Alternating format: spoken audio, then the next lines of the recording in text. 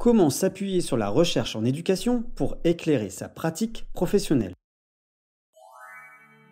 Enseignants, formateurs, personnel de direction, cadre de l'éducation nationale, vous mettez en place des initiatives qui améliorent les apprentissages des élèves et le bien-être de tous. Comment s'appuyer sur la recherche en éducation pour éclairer sa pratique professionnelle? Le CESEN et IDE ont élaboré un guide pour vous accompagner, quel que soit votre niveau d'engagement avec la recherche, pour s'informer, expérimenter ou co-construire des savoirs. Se renseigner avant d'innover. Avant de mettre en place une nouvelle pratique, il est essentiel de savoir ce qui a déjà été testé, ce qui fonctionne, dans quelles conditions. La recherche offre différents niveaux de preuves, études expérimentales, observationnelles, synthèse, etc. Choisir les modalités qui correspondent à vos besoins. Utilisez les résultats de la recherche pour nourrir votre pratique. Identifiez les connaissances bien établies par rapport à celles encore en débat. Trouvez les sources fiables. Organismes de référence, revues scientifiques, synthèse. Adaptez ce que je lis à mon contexte. Ce qui fonctionne dans une école urbaine peut ne pas être immédiatement applicable dans une école rurale. Disciplines différentes, etc. Il est toutefois important de rester attentif à préserver les ingrédients actifs de l'intervention pour être en mesure de reproduire les effets.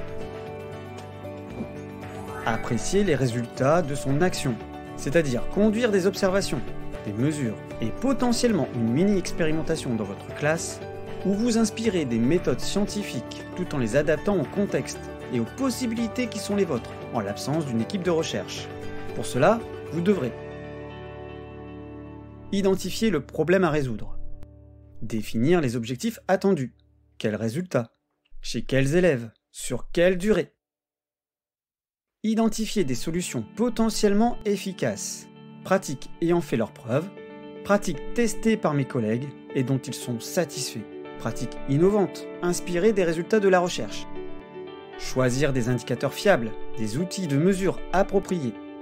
Tests, observations, questionnaires. Avoir une base de comparaison. Comparer avant, après ou entre groupes. Planifier le déroulement. Quand, comment, qui fait quoi.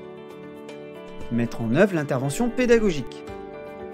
Analyser et partager les résultats, même si les résultats ne sont pas ce qu'on espérait. On apprend aussi de ce qui ne fonctionne pas. Restez attentif à l'interprétation des résultats. La méthode avant-après, par exemple, ne permet pas d'établir des liens de causalité, mais elle vous permettra d'établir des mesures sur l'évolution suite à la mise en œuvre. Participez à un projet scientifique pour produire des résultats robustes. Comprendre les différents types de recherche, fondamentale, observationnelle, appliquée, expérimentale, etc. Et ce que chacun permet de conclure. Identifier des partenaires, comme l'Institut français de l'éducation, porteur des lieux d'éducation associés, l'EA. Des organismes pouvant me mettre en relation avec des laboratoires, comme IDE. Des pôles pilotes de formation des enseignants et de recherche pour l'éducation, comme Empirique ou Pégase. Ou encore le réseau thématique pluridisciplinaire Recherche en éducation du CNRS. Être prêt à s'impliquer dans la définition du protocole, la collecte des données, l'analyse, cela demande du temps et de l'organisation. Être attentif à l'éthique, respect des élèves, consentement, anonymat, etc.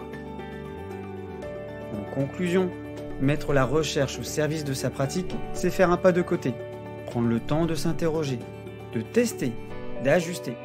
C'est aussi un moyen de se former, de s'inscrire dans une démarche exigeante, mais porteuse de sens, pour améliorer durablement les apprentissages et le bien-être des élèves.